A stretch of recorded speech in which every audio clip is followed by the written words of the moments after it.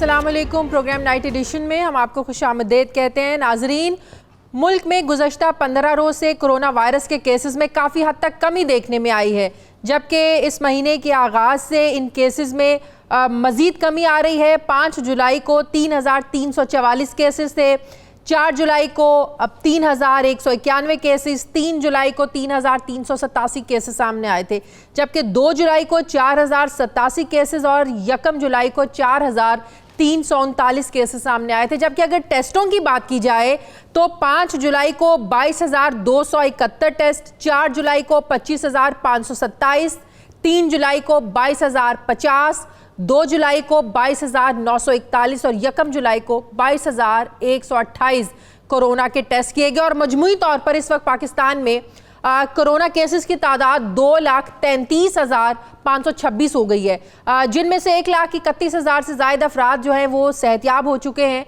जबकि 4,800 से ज़ायद अफराद जो है ना इस वायरस की बदौलत जान की बाजी हार गए हैं। लेकिन खुशाइन बात यह है कि मुल्क में अब एक्टिव केसेस की तादाद कम हो रही है। मुल्क के अंदर 95,000 कोरोना के इस वक्त एक्टिव केसेस मौजूद हैं, जो कि मजमूई तादाद का 43% बनते हैं। मतलब ये हुआ कि 57% अफराद इस वायरस का शिकार होने के बाद सेहतयाब हो चुके हैं। यकीनन इसका क्रेडिट हुकूमत की बेहतरीन कारकर्दगी और आवाम की जानिब से ज़ाहिर है जो एहतियाती तदाबीर बताई गई थी उस पर अमल दरामद को भी ये क्रेडिट जाता है यकीनन। जबकि NCOC का भी इसमें बहुत बड़ा रोल है, जिसे ज़ाहिर है इग्नोर नहीं किया जा सकता। अब जिसको कोरोना वायरस की वबा से लड़ते हुए 100 रोज़ से ज़ायद हो चुके हैं। इन 100 दिनों में NCOC ने 132 लेबॉर्ट्रीज कायम की। मुल्क में कोरोना टेस्टिंग की जो इस्तेदाद थी, जो कैपेसिटी थी, इसको 60,000 रोज़ाना तक पहुंचाया, जबकि लाखों की तादाद में face mask, gloves, protective suits का इंतज़ाम किया और आवाम तक पहुंचाए। और फिर उसके बाद स्मार्ट लॉकडाउन की पॉलिसी अपनाई गई, जिसके तहत मुल्क में आज कोरोना केसेस का जो ग्राफ है ये दिन ब दिन नीचे की तरफ आ रहा है। NCOC की बेहतरीन कारकर्दगी पर पाकिस्तान में तैनात बरतानवी हाई कमिश्नर भी NCOC के उन्होंने तारीफ़ की और उन्होंने अपनी ट्वीट में कहा कि शुक्रिया NCOC, गुज़श्ता 100 दिनों ने हमारी दुनिया जो है वो तब्दील करके रख दी है। जबकि NCOC में सबसे अहम किरदार NDMA ने अदा किया है। NDMA की क्या कारकर्दगी रही, इक़दामात में कितना कामयाब रहा आपने NDMA, मैं बात करूँगी। मुझे ज्वाइन किया है chairman NDMA lieutenant general Mohammad Afzal साहब ने। अस्सलाम वालेकुम, बहुत बहुत शुक्रिया जनरल साहब, आपने वक्त दिया। जनरल साहब, सबसे पहले तो ओवरऑल जो सारी सूरत हाल है, स्पेशली स्मार्ट लॉकडाउन पॉलिसी के बाद, अगर मैं आपसे ये पूछूं कि इस पॉलिसी के बाद केसेस में कितनी कमी आई है, और दूसरा NCOC के काम को जो 100 दिन मुकम्मल हुए हैं, NDMA का इसमें क्या किरदार रहा और किस हद तक आप लोग अपने इक़दामात में जो है ना वो कामयाब रहे हैं? शाजिया, सबसे पहले तो मैं आपको थोड़ा सा ये बताना चाहूँगा कि 26 या 25 जून के बाद अल्हम्दुलिल्लाह पाकिस्तान के अंदर 3-4 मेजर इंडिकेटर्स हैं, जिसकी वजह से मैं ये कहूँगा कि सूरत हाल जो है वो बेहतरी की तरफ जा रही है। मैं ऑलमोस्ट डेली बेसिस के ऊपर जो है ये 3-4 ऐसी चीज़ें हैं जिनको मैं देखा करता रहा। उनमें से 2 चीज़ें जो हैं उनकी रेलेवेंस मुझे ऐसे लगता है कि वक्त के साथ साथ थोड़ी सी कम हो रही है। वो 2 चीज़ें थीं, टेस्टिंग रोज़ की होना और उसमें पॉजिटिविटी निकलना। वो टेस्ट भी थोड़े से कम हुए हैं, लेकिन और कुछ लोगों का शायद ख्याल ये था कि टेस्ट कम होने की वजह से जो है वो हमारे हालात कुछ बेहतर नज़र आने लगे हैं। तो मैं ये आपको बताऊं कि मैं चीज़ों को थोड़ा सा मुख्तलिफ देखता रहा हूँ, और मुझे उम्मीद है कि अल्लाह पाक की तरफ से जो है हम लोगों पे रहम आ गया है और आ रहा है।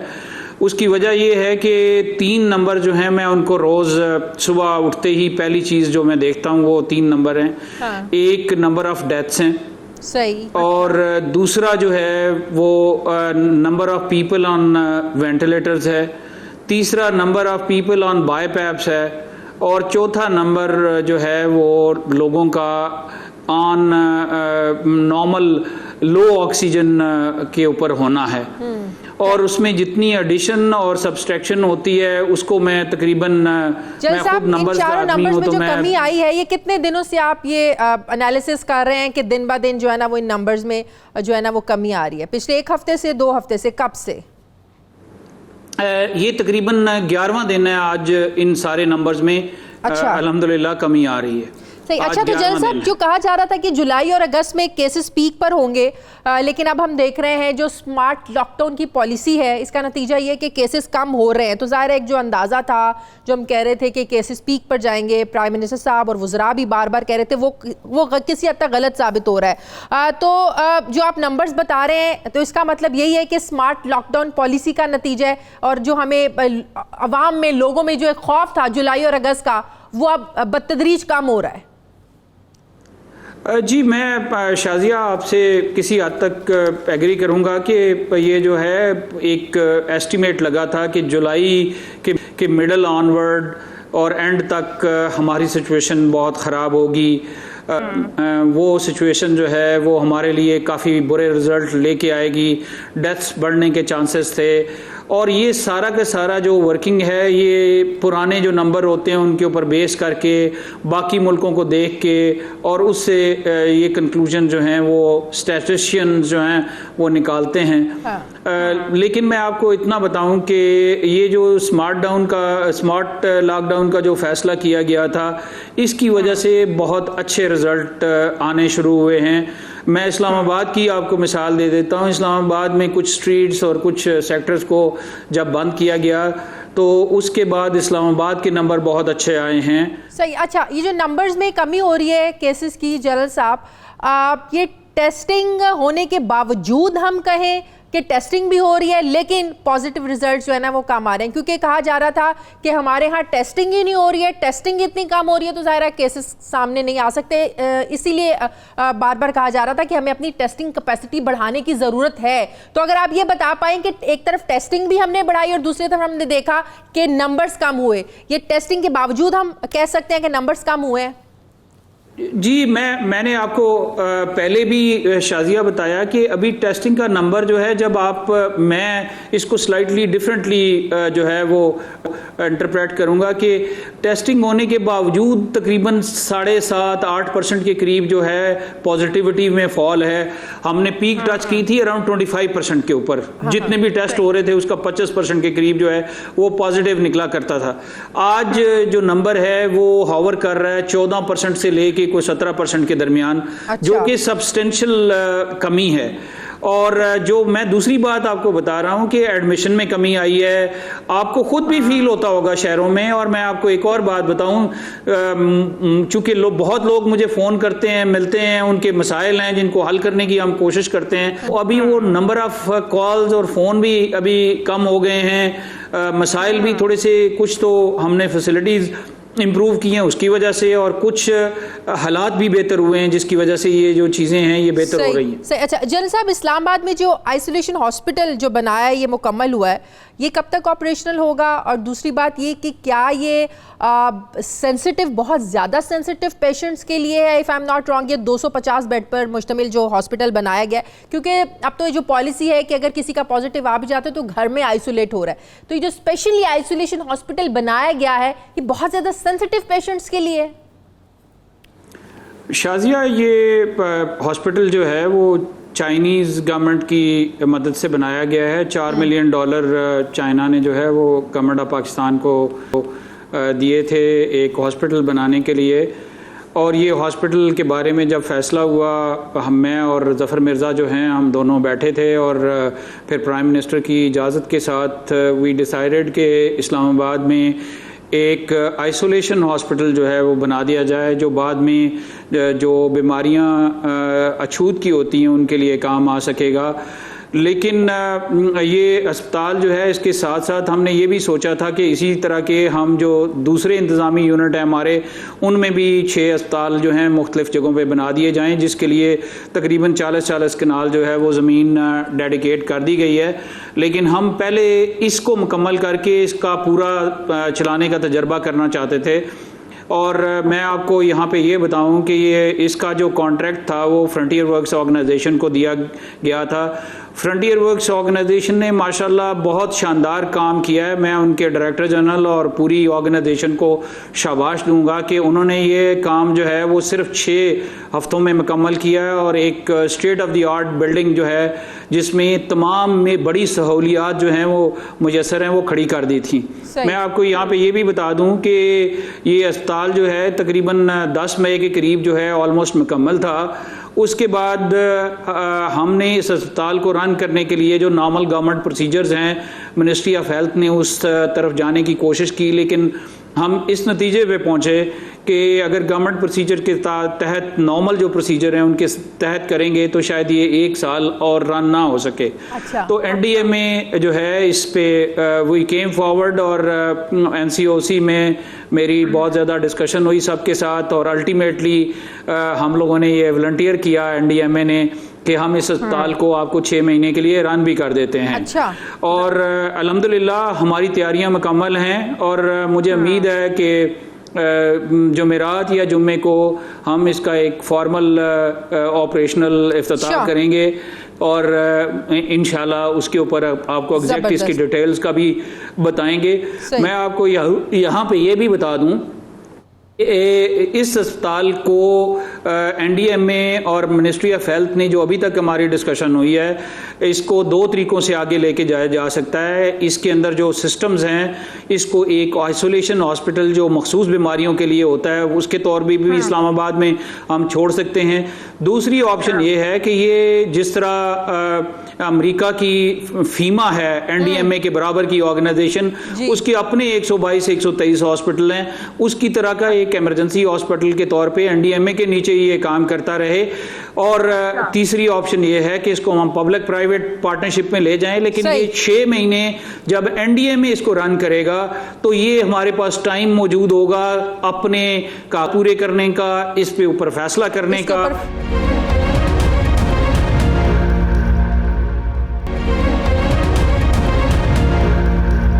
जनरल साहब, पाकिस्तान में बनने वाले जो वेंटिलेटर्स हैं NDMA के हवाले कर दिए गए, कितने आप लोगों को दिए गए और मजीद इस सिचुएशन में आप क्या समझते हैं और कितनी ज़रूरत है? शाजिया, आज मैं प्राइम मिनिस्टर के साथ वहाँ हवेलियाँ में हरीपुर में गया था। वहाँ पे 15 वेंटिलेटर जो हैं वो NDMA के हवाले किए गए हैं। प्राइमरीली ये पोर्टेबल वेंटिलेटर्स हैं जो आप समझ लें कि बाईपैप से थोड़ा सा बेहतर मशीन है। ये हमारे जैसे मुल्क में एक बड़ी ब्रेक थ्रू है। और जिस तरह मैं FWO को शाबाश दे रहा था कि वो आए थे आगे और उन्होंने 6 हफ्तों में अस्पताल बना दिया, मैं NTDC को भी जो है बहुत शाबाश दूंगा, उनके काम को अप्रिशिएट करूंगा कि दे हैव कम फॉरवर्ड।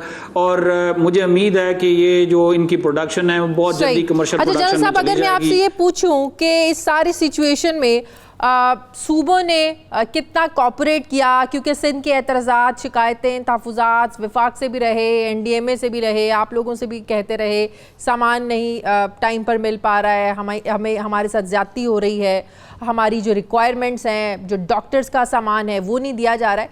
तो सूबों ने इस हवाले से कितना कॉपरेट किया है आपसे? मैं आपको इतना कहूँगा कि अल्हम्दुलिल्लाह तमाम इंतज़ामी यूनिट्स बशमूल इस्लामाबाद की जो एडमिनिस्ट्रेशन है उन्होंने बखूबी हमारे साथ किया है। इतना बड़ा जब काम हो रहा होता है शाजिया तो छोटे मोटे मसाइल और चीज़ें आती रहती हैं, फिर पॉलिटिकल इश्यूज होते हैं। As far as NDMA is concerned, आपको पता है कि हम उन्हें कुछ हमसे शिकायतें रही हैं, उनके हम जवाबात भी देते रहे हैं, लेकिन ओवरऑल अगर से NDMA ने पूरे पाकिस्तान में 15 लाख के करीब PPE सप्लाई किए हैं और एक आध जगह पे कोई मसला हो गया तो आई डोंट कंसिडर इट बड़ा मसला। अभी हम 2500 ऑक्सीजनेटेड बेड लगाने जा रहे हैं। हम सूबों के साथ पूरे कोऑर्डिनेशन के अंदर हैं। लाहौर के अंदर इस वक्त जो है वो तकरीबन 382 बेड जो हैं ऑक्सीजन और ICU के लग चुके हैं, तैयार हो गए हुए हैं और उनमें कोई भी पेशेंट अभी आ सकता है, उसको ऑक्सीजन और मशीन अवेलेबल होगी। पेशावर में हम 250 के करीब लगा चुके हैं। जो पेशावर इंस्टीट्यूट ऑफ कार्डियोलॉजी था उसका 3rd और 4th फ्लोर को हमने ऑक्सीजन पे कन्वर्ट करके अल्हम्दुलिल्लाह वहाँ पे लग गए हैं। चारसद्दा में 70 बेड लग गए हैं। कराची का अब्बासी शहीद हॉस्पिटल जो है उसके अंदर आज 70 बेड ऑपरेशनल हो जाएंगे और मुझे उम्मीद है कि बुध तक जो है वो इंशाल्लाह 120-125 बेड वहाँ पे हो जाएंगे। 4 और अस्पताल हैं जिसमें कमाड़ी का है, न्यू कराची है, इसके अलावा कतर हॉस्पिटल है और एक और हॉस्पिटल है जिसको मैं अभी तक लियाकताबाद का हॉस्पिटल है। इनके अंदर भी हम तकरीबन लगभग 400 प्लस बेड जो हैं और ऑक्सीजन वाला निज़ाम जो है वो ऐड करेंगे। लेकिन इस वक्त प्रॉब्लम वहाँ पे ये है कि गवर्नमेंट ऑफ सिंध ने इन अस्पतालों का मेयार बेहतर बनाने के लिए वहाँ पे रेनोवेशन शुरू की हुई है। मुझे उम्मीद है कि अगले 10 से 15 दिनों में रेनोवेशन जो ही ख़त्म होगी तो हम ये ऑक्सीजनेटेड बेड्स और इसके साथ जो मतलूबा सामान है वो पहुँचा देंगे। आज़ाद कश्मीर में हम 80 बेड जो हैं उनकी ऑक्सीजन का बंदोबस्त कर चुके हैं। गिलगित बल्तिस्तान में 100 बेड की ऑक्सीजन का बंदोबस्त कर चुके हैं। बलूचिस्तान के लिए जो है वो सारा साजो सामान तैयार है। इंशाल्लाह 200 बेड उधर भी ऐड हो जाएंगे। तो एक सब्सटेंशियल कैपेबिलिटी है जो कि हम ऐड करने जा रहे हैं। दूसरे मरहले में सियालकोट होगा, गुजरांवाला होगा, रावलपिंडी और मुल्तान होगा। इसी तरह में कुछ दूसरे मरहले में हैं जगह। तो अच्छा जल साहब, सुप्रीम कोर्ट में कोरोना खुद नोटिस की समाअत भी हुई आज, इससे पहले भी एनडीएमए के रिकॉर्ड पर हर दफ़ा बात हुई है, इमदाद की बात हुई है कि अरबों की इमदाद बाहर से आ रही है, सामान मंगवाया जा रहा है, बताया जाए कितनी अद्वियात आई, कितने पैसे खर्च हुए, किन किन अस्पतालों को ये सारी दवाइयाँ दी गई। इस हवाले से डिटेल आप लोगों ने जमा करवा दी हैं, नंबर 1। नंबर 2 कि ये जो सवालात उठ रहे हैं इमदाद के हवाले से, पैसों की खुर्द-बुर्द के हवाले से, क्या ये लैक ऑफ इंटरेस्ट इसको कहा जाए, कहीं ना कहीं एतमाद की कमी है? क्यों ये सवालात उठ रहे हैं पैसों की अदायगी के हवाले से कि इमदाद इतनी आ रही है, जा कहाँ रही है? इस पर क्या मौक़िफ़ है आप लोगों का? इस पे मैं आपको एक बात बता दूं, पिछली 4 पेशियों में हम सुप्रीम कोर्ट में हर चीज़ जमा कराते रहे हैं। मैं आपको ये भी बता दूं कि इस दफ़ा सुप्रीम कोर्ट ने 2 स्पेसिफिक चीज़ें पूछी हैं। एक स्पेसिफिक चीज़ ये पूछी है कि एक मशीन मंगवाई गई थी N95 बनाने के लिए, उसका जवाब हम तैयार कर चुके हुए हैं, इंशाल्लाह सुप्रीम कोर्ट को जमा करा देंगे।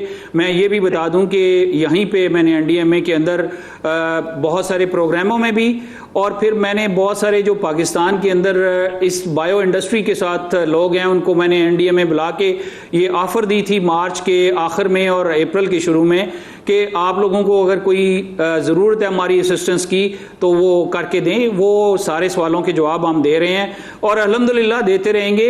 ये छोटे मोटे मसाइल जो आते रहेंगे। मैं आपको इतना सिर्फ बता दूं कि एनडीएमए वाहिद इदारा है जिसने खुद लेटर लिख के ऑडिटर जनरल ऑफ पाकिस्तान से रिक्वेस्ट की थी कि हमारा करें आके। और मैं आपको ये बता दूं कि आज अल्हम्दुलिल्लाह एनडीएमए का ऑडिट जो है हमारी ही दरखास्त के ऊपर शुरू हो चुका है और हम किसी भी स्क्रूटनी के लिए और किसी भी जो है वो गिनती के लिए तैयार हैं। मॉनसून शुरू हो चुका है। हर साल हम देखते हैं कि सैलाब, बारिशों से जो सैलाब आते हैं, लोगों का बड़े मुख्तलिफ इलाकों में बड़ा लोगों का नुकसान होता है, लोगों के अमलाक का बहुत ज़्यादा जो है ना वो नुकसान होता है। तो इस हवाले से क्या आप लोगों ने फ्लड वार्निंग जारी की है किन किन इलाकों में, और पेश की आप लोगों ने क्या अरेंजमेंट्स किए हैं, क्या इकदाम किए आप लोगों ने पहले से ही कि लोगों का नुकसान ना हो? क्योंकि हर साल हम देखते हैं कि मुख्तलिफ इलाकों में लोगों का बहुत ज़्यादा नुकसान हो जाता है बारिशों की वजह से। शाजिया, प्राइमरीली जो है हम लोगों ने पूरे सीज़न की जो है मेट की रिपोर्ट ली है। इस दफ़ा आपको पता होगा कि पहले से 15 से 20% बारिशें ज़्यादा होने की जो है पेशगोई की गई है। दूसरा जो इसमें इस दफ़ा बड़ी चीज़ ये है कि इस दफ़ा बर्फ़बारी भी पिछले कई सालों के मुकाबले में 30-35% के करीब ज़्यादा हुई। और फिर मई और जून के महीने में भी कुछ बारिशें ऐसी होती रहीं जिनकी वजह से हमारा सॉइल सैचुरेटेड है, तो इस वजह से हमारे यहाँ इस दफ़ा सैलाब की जो है वो ज़्यादा उसका है। हमें जो मुख्तलिफ़ चीज़ों की ज़रूरत होती है जिसमें टेंट, खानों के इंतज़ाम होता है, वो हम सूबों के साथ मिल के उसका बहुत सारा कर चुके हैं। मुझे सबसे ज़्यादा वरी जो है इस बात की है कि हमारे बड़े शहर जो हैं वो थोड़े से इल ऑर्गेनाइज्ड हैं, उनकी पॉपुलेशन जो है वो बिल्कुल ही मशरूम की तरह बढ़ी हुई है, और वक्त के साथ साथ ऐसा हुआ है कि जो हमारे पानी के बहाव के रास्ते हैं या वो बंद हो गए हैं या वो सीवरेज के नालों में तब्दील हो चुके हैं, और ऊपर से ये जो हमारे यहाँ एनवायरमेंटली नॉन डिग्रेडेबल मटेरियल है जिसमें लिफाफे और इस तरह की चीज़ें हैं, उन्होंने भी इन ड्रेन्स को चोक किया हुआ है। मुझे सिर्फ फिक्र ये है कि कुछ शहर हैं हमारे यहाँ जहाँ पे ये नालियाँ और ये जो सीवरेज का निज़ाम है और पानी की निकासी का निज़ाम है, अगर उसको सही तरह ना देखा गया तो हमारे लिए मसाइल जो हैं वो बढ़ सकते हैं। Thank you very much sir. Chairman NDA में लेफ्टिनेंट जनरल मोहम्मद अफजल साहब मेरे साथ थे, बहुत शुक्रिया आपका। नाज़रीन, मुझे प्रोग्राम में एक ब्रेक लेनी है, वापस आते हैं एक छोटे से वक्फे के बाद।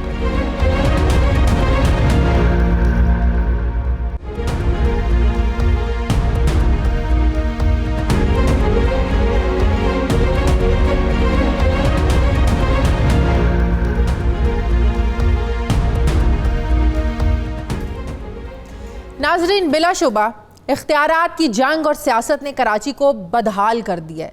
कराची में मसाइल का अंबार है मगर कोई पुरसाने हाल नहीं है। ना सड़कें पक्की हैं, ना सीवरेज का सही निज़ाम है, पानी की किल्लत अपनी जगह पर कायम है। अगर बारिश की वजह से पानी आ जाए तो नालों की सफाई ना होने पर सड़कें ही डूब जाती हैं, जबकि शदीद गर्मी में लोड शेडिंग तो होती ही है, लेकिन बारिश हो जाए तो वही बिजली के खंभे करंट मारने लगते हैं। इस सारी सूरत हाल में कराची वालों के जख्मों पर मरहम रखने को शायद कोई तैयार ही नहीं है। हर सियासी जमात ये कहती है कि कराची हमारा है, लेकिन कराची के मसाइल पर सिर्फ सियासत की जाती है और कुछ नहीं। आज भी कराची में इस मानसून सीजन की पहली बारिश हुई जिससे गर्मी की शिद्दत में तो कमी हुई, लेकिन शहर की मुख्तलिफ सड़कों पर पानी खड़ा हो गया, जिससे शहर की मुख्तलिफ शाहराहों पर ट्रैफिक जैम हो गया और ज़ाहिर है फिर लोगों को एक तकलीफ़ का सामना करना पड़ता है। हमारे रिपोर्टर ने इस पर एक रिपोर्ट तैयार की है, ज़रा वो देखिए। कराची में आज तकरीबन 2:30-3 बजे के करीब मानसून बारिशों का आगाज़ हुआ। मुख्तलिफ इलाकों में गरज चमक के साथ जो है मूसलाधार बारिश हुई, तेज़ हवाएं चली और ये स्पेल तकरीबन 1 से 1.5 घंटे का था। मुख्तलिफ मकामात पर जिसमें शाहराह फैसल जो कि मेन शाहराह है वहाँ पर ट्रैफिक जो है वो जैम रहा। जहाँ तक नालों की बात हम करें तो जो नालों की सफाई के इक़दाम की बात की गई थी सिंध गवर्नमेंट की जानिब से, जो ये कहा गया था नासिर हुसैन शाह की जानिब से कि इस बार बारिशों में आवाम को मुश्किलात का सामना नहीं करना पड़ेगा। तकरीबन 38 के करीब बड़े नाले हैं कराची में और तकरीबन 500 से ज़ायद छोटे जो है वो नाले हैं जिनकी सफाई होना थी। बारहा इस चीज़ की निशानदही की थी कि जो बड़े नाले हैं और जो कराची के छोटे नाले हैं वो इस वक्त कचरे का ढेर बने हुए हैं और इतना कचरा उन नालों में है कि लोग उस पर पैदल चल रहे होते हैं। जब बारिश थम गई, थोड़ा बहुत पानी अपने तौर पर निकलना शुरू हुआ, तब जाके वसीम अख्तर की जानिब से अलर्ट जारी किया जाता है तमाम महकमों को, जिसमें म्यूनसिपल सर्विसेज भी हैं कि वो अलर्ट रहें। ये अलर्ट रहने का शायद मौका नहीं, ये काम करने का टाइम था जब काम करना था। इन तमाम मशीनरीज को बारिशें होते हुए कभी भी नालों की सफाई नहीं होती, क्योंकि जो कचरा निकाला जाता है उसे लैंडफिल तक नहीं पहुंचाया जाता और वो कचरा दोबारा नालों में ही आता है। और एक अंदाजे के मुताबिक कराची की मरकजी शाहराहों पर 1200 ऐसे मकामात हैं जहां पर बारिश का पानी जमा होता है और इन मकामात से पानी की निकासी की जिम्मेदारी Karachi water and sewerage board की है, लेकिन इस मामले पर कोई कान ही नहीं धरता। दूसरी तरफ महकमा मौसमियात ने पहले ही कराची समेत हैदराबाद और सिंध के मुख्तलिफ शहरों में यह खदशा जाहिर कर दिया था। इसके बावजूद मानसून की बारिशों से पहले नालों की सफाई नहीं की गई। गुज़श्ता 4 सालों में 38 बड़े नालों पर 93.7 करोड़ रुपए खर्च हुए, लेकिन ना तो नालों की सफाई हो सकी और ना ही नालों के ओवरफ्लो होने से बचने का कोई मौसर निजाम बन सका है। जबकि इस साल नाला सफाई का काम वर्ल्ड बैंक के ताउन से शुरू हुआ, लेकिन जिम्मेदारी सिंध हुकूमत के पास है। जबकि इस साल वर्ल्ड बैंक से $8 मिलियन यानी 1 अरब 15 करोड़ से ज्यादा रुपए मिले भी हैं, लेकिन इस काम का आगाज हुआ ही था कि मॉनसून शुरू हो गया। नालों के इर्द गिर्द मौजूद गैर कानूनी आबादियां भी इन बरसाती नालों की गंदगी का एक बहुत बड़ा सबब है। गुज़श्ता साल वफाकी वजीर अली जैदी ने भी क्लीन कराची के नाम से एक मुहिम का आगाज किया था, जबकि सूबाई हुकूमत ने भी ऐसी एक मुहिम शुरू की थी, लेकिन नतीजा क्या निकला? 0/0। आज भी कराची में जगह जगह कचरा है। समझ नहीं आता कि ये शहरी हुकूमत की नाकामी है या फिर सूबाई हुकूमत की नाकामी है।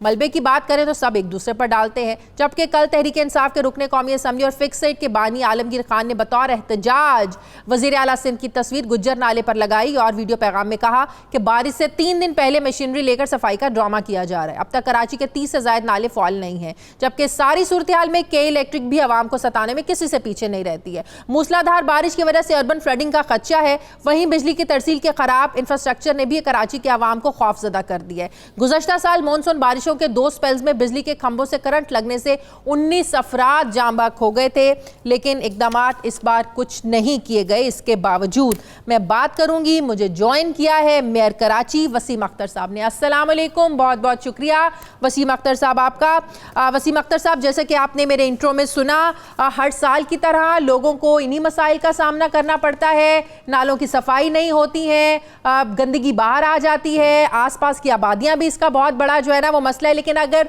शहरी हुकूमत की बात करें तो हर बार यही कहा जाता है फंड नहीं मिलते, तो हम क्या करें? तो जरा इसके बारे में अपनी राय दीजिएगा, मसला क्या है असल? देखें, जैसा कि आप इसको एक्सप्लेन कर रहे हैं, ये फैक्ट्स नहीं हैं। नाले तकरीबन 40 बड़े नाले हैं कराची में और टोटल डिस्ट्रिक्ट्स के मिला के 50 नाले हैं। सही। इनकी सफाई नहीं हो सकती चाहे आप अरबों खरबों रुपया लगा दें इसमें। पूरी दुनिया के टॉप इंजीनियर्स भी बुला लें तो भी सफाई नहीं हो सकती इसकी। क्या वजह है? उसकी सबसे बड़ी वजह यह है कि कचरे का डिस्पोजल नहीं है। जब तक कचरे का डिस्पोजल नहीं होगा, बेहतर ये नालों में कचरा डलता रहेगा। 2018 जून में मैंने अपना एग्रीमेंट खत्म किया नालों की सफाई का और टोटल नाले क्लियर किए, मैंने बड़े नाले साफ किए, खुद खड़े होके करवाए हैं और पैसे का सही यूटिलाइजेशन कराया है। अच्छा। उसके 2 वो नाले फिर वैसे के वैसे थे। जब तक कचरा लैंडफिल साइट पे Sindh government, Sindh solid waste management board नहीं डालेगा, ये कचरा नालों में आता रहेगा। ये जितने भी कराची के सीवरेज लाइनें हैं वो इन नालों में खोल दी गई हैं। सीवरेज का डिस्पोजल नहीं होगा, ये नाले साफ नहीं हो सकते, चाहे आप कितनी भी कोशिश कर लें। ये पैसे का ज़िया है। पहले आपको कचरे का डिस्पोजल बेहतर करना होगा। अब आ जाती है बात इमरजेंसी की, जो अब मैंने इमरजेंसी शाया की थी कि बारिश तेज आने वाली है, नाले साफ कर लिए जाएं।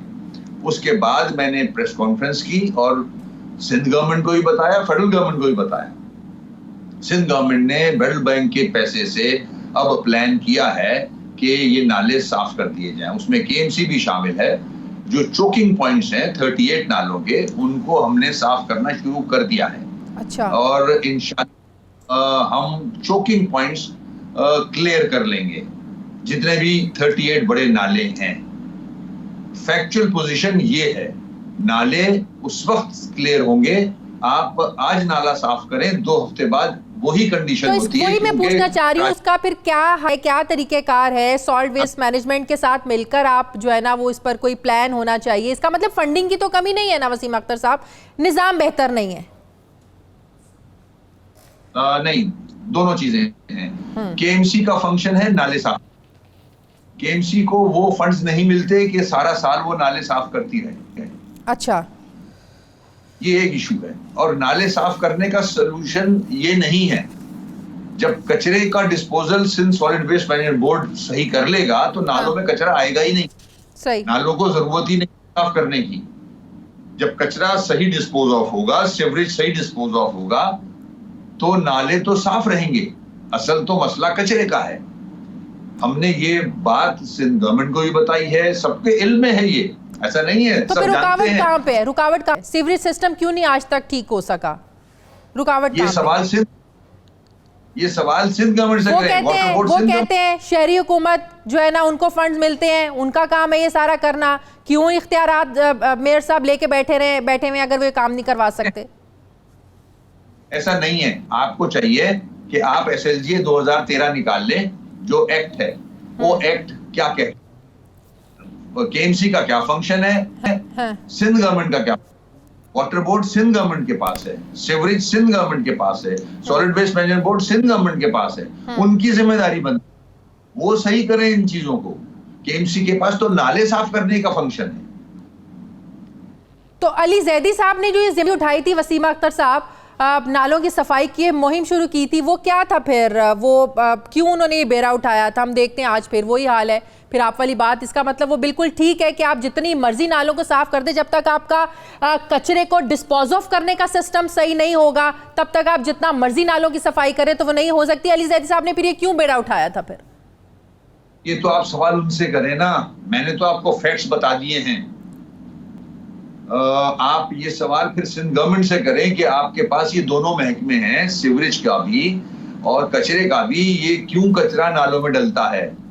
ये स्ट्रॉन्ग वाटर ड्रेन्स हैं, बारिश का पानी समंदर पे ले जाते हैं। देखिए, शहरी हुकूमत और सिंध की जो हुकूमत है ये कोई अलग अलग तो है नहीं। अगर सिंध कराची में अगर कोई मसाइल हैं तो आप लोगों को मिलके हल करने हैं ना। आपको सिंध हुकूमत से बात करनी है, उन्हें आपसे बात करनी है। एक दूसरे पर मलबा डालने से तो काम नहीं होगा। मुझे अफसोस हो रहा है कि आपके इल्म में नहीं है।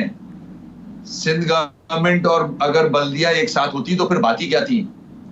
ये सारे जो फंक्शंस हैं ये सिंध गवर्नमेंट ने अपने पास रखे हुए हैं, ये मेरे पास फंक्शन नहीं है।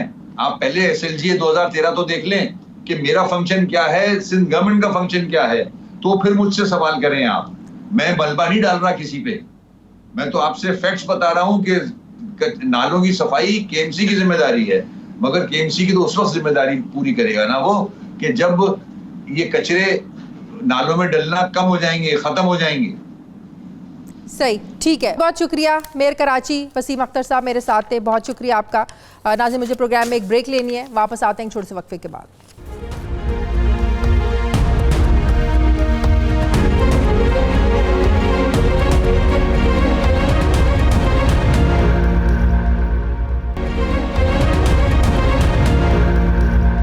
नाज़रीन, सियासी जमातों के अरकान में इख्तलाफ राय होना कोई बड़ी बात नहीं है। अगर पार्टी का कोई रुकन इख्तलाफात की बात मीडिया पर आकर करे तो ये कहा जाता है कि भाई हमारी पार्टी में तो जमहूरियत है, हर किसी को बात करने का हक हासिल है। लेकिन शायद हकीकत में ऐसा नहीं है। एक मुबैना ऑडियो लीक के मामले पर तहरीक इंसाफ की पार्टी डिसिप्लिन कमेटी ने रुकन पंजाब असम्बली उज़्मा कारदार को पार्टी से निकाल दिया है। गुज़श्ता माह उज़्मा कारदार की वज़ीर-ए-आज़म इमरान खान और खातून अव्वल के हवाले से ऑडियो कॉल वायरल हुई थी, जिस पर पार्टी डिसिप्लिन कमेटी ने उज़्मा कारदार को ज़ाती हैसियत में पेश होकर कहा कि आप इसको वजाहत करें आके। उज़्मा कारदार डिसिप्लिनरी कमेटी के सामने पेश भी नहीं हुई, जिस पर उन्हें फिर 15 जून को शो कॉज नोटिस जारी किया गया। उनकी रुकनियत 1 माह के लिए आर्जी तौर पर मुअत्तल की गई थी और उन्हें ज़ैली कमेटी के रूबरू दोबारा पेश होने की फिर उन्हें हिदायत की गई थी। उज़्मा कारदार के शौहर की अलालत की वजह से 17 जून की समाअत मौखर करके 27 जून को की गई और उज़्मा कारदार का मौक़िफ़ सुनने के बाद पार्टी डिसिप्लिनरी कमेटी ने उज़्मा कारदार की बुनियादी जमाती रुकनियत को ख़त्म कर दिया, जिसके बाद उज़्मा कारदार ने आज पार्टी के फैसले के खिलाफ अपील दायर करने का ऐलान किया है। उज़्मा कारदार डिसिप्लिन कमेटी के फैसले को तहरीक इंसाफ की अपीलेट कमेटी में चैलेंज करेंगी, लेकिन सवाल ये है कि क्या वाकई उज़्मा कारदार इस कड़ी सज़ा की मुस्तहिक थी या उनके खिलाफ कोई साजिश हुई है? क्या वजह है कि पार्टी के एक रहनुमा हुकूमत में दड़ेबाजी पर सरेआम बयान देते हैं, कोई एक्शन नहीं होता है, जबकि दूसरी तरफ पार्टी की एक रहनुमा एक मुबैना ऑडियो लीक उनकी हो जाती है तो इतना सख्त रिएक्शन आ जाता है? ये दोहरा म्यार क्यों है पार्टी के अंदर? बात करूंगी उज़्मा कारदार साहिबा, मेंबर पंजाब असम्बली, उन्होंने मुझे ज्वाइन किया। अस्सलाम वालेकुम। जी वालेकुम अस्सलाम, बहुत शुक्रिया। क्या हाल है Shazia? Thank you for calling me. Thank you. अच्छा, क्या वजह हुई पार्टी में? अभी हमने देखा फवाद चौधरी साहब ने पार्टी के इतने इश्यूज़ को सामने ला कर रख दिया, कोई एक्शन नहीं हुआ, और आपकी एक फ़ोन पे, वो भी पर्सनल, आप किसी से बात कर रही हैं, पर्सनल तो किसी की भी कोई राय हो सकती है, इतना सख्त रिएक्शन क्यों आया आपके मामले पर पार्टी का? बस शाजिया देखें, सियासत में जब आप होते हैं और पार्टीज़ में ना इस तरह की राइवलरीज चलती रहती हैं, कुछ इंटरनल और एक्सटर्नल किस्म की साजिशें जो हैं वो टांगे खींचना एक दूसरे का चलता रहता है सारा। लेकिन ये एक जो इस वक्त जो ये मामला हुआ है ये एक बहुत बड़ा क्राइम है, और ये क्राइम मेरी ज़ात के ख़िलाफ़ और मेरी पार्टी दोनों के ख़िलाफ़ किया गया है। और आपको पता है कि जो ये एक प्राइवेट कॉन्वर्सेशन होती है वो अगर आप इलीगली उसको टेप करें, उसकी आपके कानून में जो है वो 2016 के जो फोजरी जो इलेक्ट्रॉनिक फोजरी का जो एक्ट है उसमें उसकी सज़ा 3 साल कैद है और 2.5 लाख जुर्माना है। वो तो ठीक। अच्छा, अब ये मेरा सवाल ये नहीं है। नहीं मेरा सवाल ये, वो आपने बिल्कुल ठीक कहा जी, इलीगल है, गैर कानूनी है, पर्सनल कॉल कैसे कोई किसी किस तरीके से लीक कर सकता है। लेकिन मेरा जो सवाल है वो ये है कि आपकी एक ज़ाती राय थी जिस पर आप बात कर रही थी, लीक हुई वो एक अलग बात है, लेकिन पार्टी ने इतना सख्त रिएक्शन क्यों दिया? क्या किसी बंदे की कोई ज़ाती राय नहीं हो सकती? क्या आपकी पार्टी में बादशाहत है कि कोई एक बादशाह के खिलाफ कोई बात करेगा तो बादशाह को पसंद नहीं आएगी जी उसका सर कलम कर दो जी, उसको निकाल दो? ऐसे थोड़ी होता है। देखें, मैंने 9 साल से मैं मुंसलिक हूँ। प्राइम मिनिस्टर इमरान खान जो हैं उनके साथ मेरी लॉयल्टी अनक्वेश्चनिंग है। पार्टी के साथ मैंने अपना खून पसीना दिया है और मैं एक कॉज के लिए खड़ी रही हूँ, और वो आपने भी देखा है पूरी दुनिया के सामने। हाँ। अभी भी अगर हम पार्लियामेंट में हैं तो वो अपनी कौम की खिदमत के लिए आए हैं, किसी और हमारा कोई मोटिव नहीं है। ये जो इस तरह की जो रिएक्शन है मुझे नहीं मालूम कि ये मैं कुछ इसके मतलब नहीं कह सकती हूँ, लेकिन ये पेंडिंग मैटर है, इंटरनल मैटर है, पेंडिंग मैटर है। अभी मेरे राइट टू अपील लेकिन एक रुकन, एक कारकुन आपका जिसने इतनी मेहनत की हुई हो, हर थिक एंड थिन में आपके साथ खड़ा हुआ रहा हो, हर मुश्किल वक्त में खड़ा हुआ रहा हो, और आपको उसकी कोई कुर्बानियों की कदर नहीं है। कोई बात नहीं शाजिया, देखें मैं अपनी ये जो सब कमेटी है जिन्होंने ये फ़ैसला किया है, अब इन्होंने किस बेसिस पे किया है ये तो जब मैं अपनी जब अपील दूंगी तो उसमें मैं फिर जाहिर है उसमें सारा जो, क्योंकि मैंने रिक्वेस्ट की थी पार्टी से कि जो एक फोरेंसिक ऑडिट है वो करवाया जाए, मुझे हेल्प करें ताकि मुझे पता चले कि ये वो बंदा एक्सपोज हो जिसने ये पार्टी के खिलाफ किया है और जिसने मेरी ज़ात के खिलाफ ये किया है। हाँ। तो पार्टी के अंदर ही ऐसे कोई लोग हैं? आपने कहा कि एक माफिया है जिसका कब्जा है पार्टी के ऊपर। नहीं, ये मैंने नहीं कहा, ये मैंने हरगिज़ नहीं कहा। ये एक फेक ट्विटर अकाउंट भी अल्हम्दुलिल्लाह, अच्छा, वो भी आपका नहीं? वो भी अल्हम्दुलिल्लाह आया था अगले दिन ही। अच्छा, बड़ा पैसा इसमें पंप हुआ है, बड़ी सिस्टमैटिक ये एक साजिश की गई है और इसको एक्सपोज आपके खिलाफ। आप समझते हैं पार्टी के अंदर ही कुछ लोग हैं?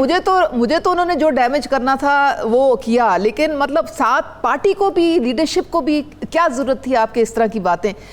मतलब एक किस्म से वो जो प्राइवेट कॉन्वर्सेशंस हैं वो भी कॉलर का कोई पता नहीं, बीच में लाइंस की मिक्सिंग की हुई है। बात तो आपकी, आवाज़ तो आपकी है ना? नहीं, देखें मेरी जो भी आवाज़ है नहीं है तो उसको आप एक मैनिपुलेट करके एक मैलिफाइड इंटेंट, मैलिफाइड आपने वो सुना नहीं है? सुना है, बिल्कुल सुना है। कितनी उसमें एडिटिंग है, कॉलर का पता लगा कौन है? हाँ। कोई पता चला आपको? आपकी आवाज़ है उसमें, अंदाजा करें। तो जिसने जिस मकसद के लिए वो किया वो मेरी ज़ात को डैमेज करने के लिए किया ना। इमरान खान साहब से कोई राब्ता करने की कोशिश की?